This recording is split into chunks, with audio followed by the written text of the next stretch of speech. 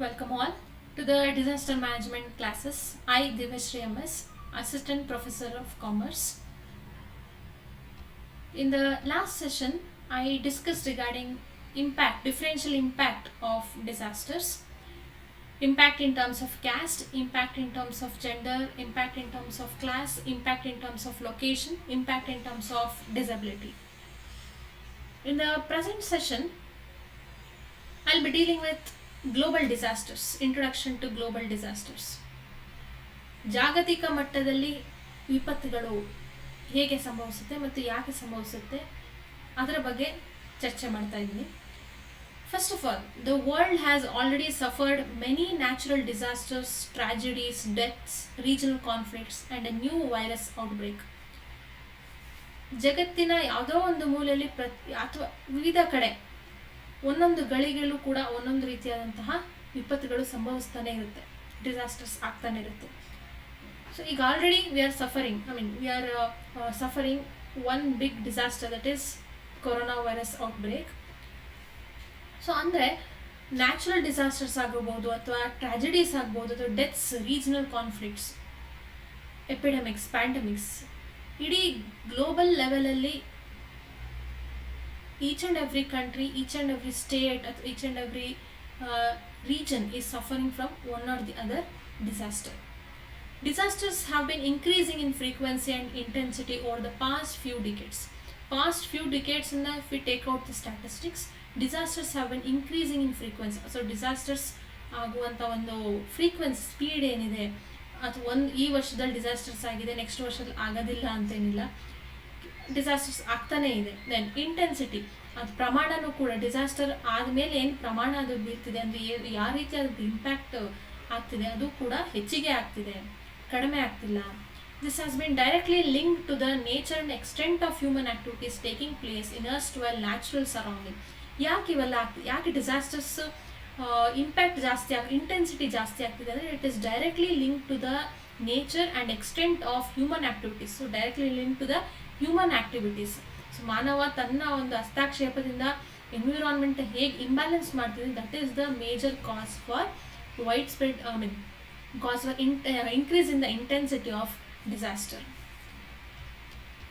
So moving on, India's unique geoclimatic conditions and high socio-economic vulnerability to calamities are responsible for increased frequency on natural disasters.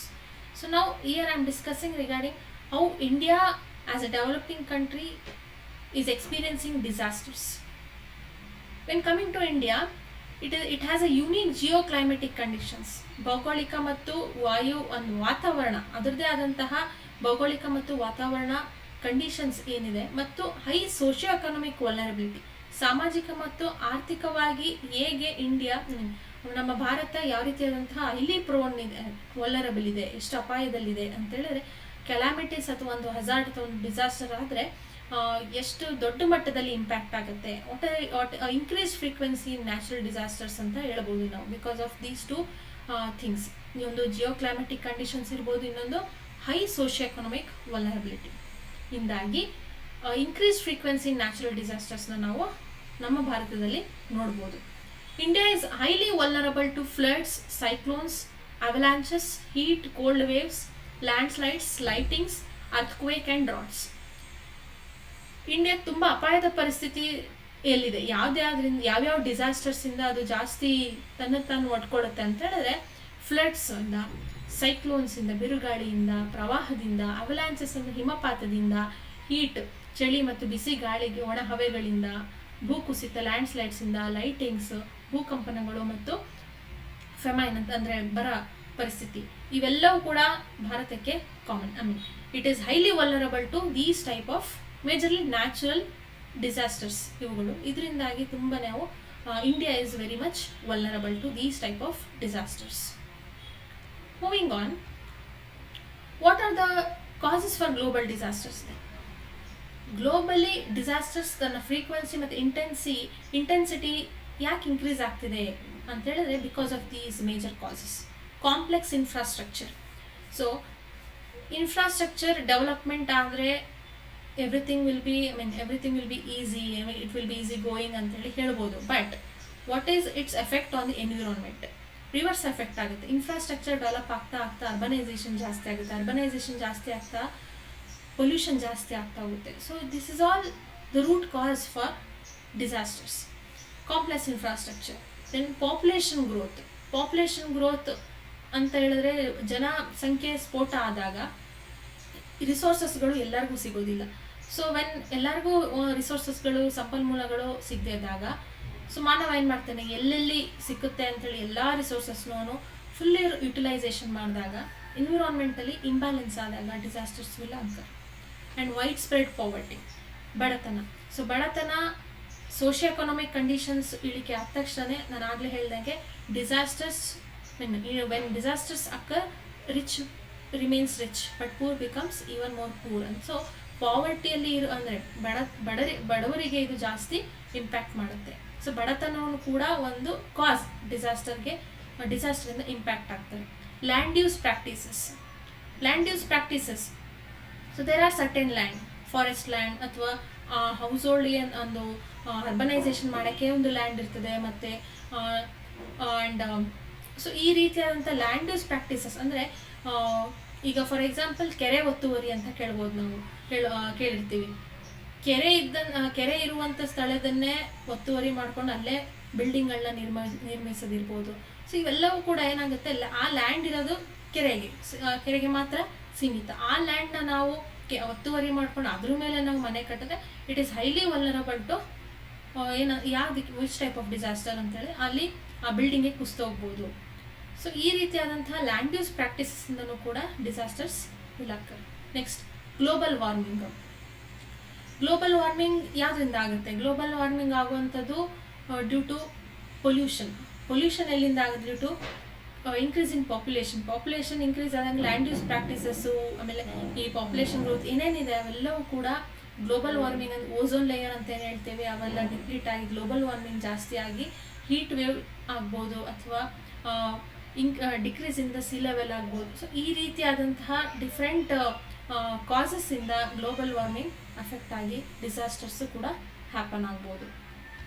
Moving on, unplanned urbanisation. Urbanisation ಅಂತ ಹೇಳಿದ್ರೆ urbanisation ಆಗ್ತಿದೆ ಅಂದರೆ it is the sign of development. But when it is unplanned, ಯಾವ್ಯಾವ ಜಾಗದಲ್ಲಿ ಹೇಗೆ urbanisation ಮಾಡಬೇಕು ಅಂತಲೇ ತಿಳಿದೇನೆ urbanisation unplanned ಆಗಿ ಆದರೂ ಕೂಡ the area becomes very much vulnerable to disasters. Next, climate change, ವಾತಾವರಣ ಬದಲಾವಣೆ ಡ್ಯೂ ಟು ಪೊಲ್ಯೂಷನ್ ಇರ್ಬೋದು ಅಥವಾ ಅದರ್ ವಾಲ್ಕ್ಯಾನಿಕ್ ಎರಪ್ಷನ್ಸ್ ಇರ್ಬೋದು. ಇದು ಕೂಡ major cause of climate change. Climate ಚೇಂಜಿಂದನೂ ಕೂಡ globally we can experience many types of disasters. Over consumption of natural resources. As I told earlier, ನೈಸರ್ಗಿಕವಾಗಿ ಸಿಗುವಂಥ ಸಂಪನ್ಮೂಲಗಳ ಅತಿಯಾದ ಬಳಕೆಯಿಂದ, ಎಷ್ಟು ಬೇಕೋ ಅಷ್ಟನ್ನು ಬಳಸದೆ ಅತಿಯಾದ ಬಳಕೆಯಿಂದ ಸಂಪನ್ಮೂಲಗಳು ಖಾಲಿ ಆಗ್ಬೋದು, ಮುಂದಿನ ನಮ್ಮ ಪೀಳಿಗೆಗೆ ಸಿಗದೇನೆ ಇರ್ಬೋದು. ಹೀಗಾಗಿ ಬರದ ಪರಿಸ್ಥಿತಿ ಬರ್ಬೋದು ಅಥವಾ ಜಲ ಸಂಪನ್ಮೂಲಗಳು ಖಾಲಿ ಆಗ್ಬೋದು. ಸೊ ಇದು ಓವರ್ ಕನ್ಸಂಪ್ಷನಿಂದ ಡಿಸಾಸ್ಟರ್ ಆಗುವಂತಹ ಸಂದರ್ಭಗಳು ಜಾಸ್ತಿ ಇರುತ್ತೆ. Increasing exposure of economic assets and ignorance and carelessness, unawareness and illiteracy, terrorism, ಭಯೋತ್ಪಾದನೆ, ಅನ್ಅವೇರ್ನೆಸ್, ಯಾವುದೇ ರೀತಿಯಾದಂಥ ಮಾಹಿತಿನೇ ಇರೋದಿಲ್ಲ, ಮತ್ತು ಇಲ್ಲಿಟ್ರಸಿ, ಎಜುಕೇಷನ್ ಪಡ್ಕೊಳ್ಳದೆ ಆಗುವಂಥದ್ದು. ಇದರಿಂದ different causes we can see for the global level increase in the disasters. So global damage from natural disasters is seen to be increasing every year. So every year we can observe damages due to natural disasters and it's been increasing. And adu kadame agtalla but it's increasing. Most importantly, in developing countries it suffers the greatest cost when disaster hits. And disaster aad takshane developed countries ginta developing countries tumba suffer ಮಾಡುತ್ತೆ. More than 95% of all deaths caused by hazards occur in developing countries. So global level ಅಲ್ಲಿ ನಾವು ಎಷ್ಟು death ಆಗಿದೆ, ಒಂದು global level ಒಂದು hazard ಏನೋ ಸಂಭವಿಸಿದೆ ಅಂತ ಹೇಳಿದ್ರೆ ಅದರಲ್ಲಿ 95% of all deaths caused occur in developing countries, and losses due to natural hazards are 20 times greater in developing countries than in industrialized countries, that is developed countries. So developing countries we very much prone to disasters. They will be very much vulnerable to disasters, so they will be affected more. So these are the major reasons, the causes for a global disasters. So in this session, I discussed regarding global disasters and how India is prone to disasters and what are the major causes for global disasters. So this ends session.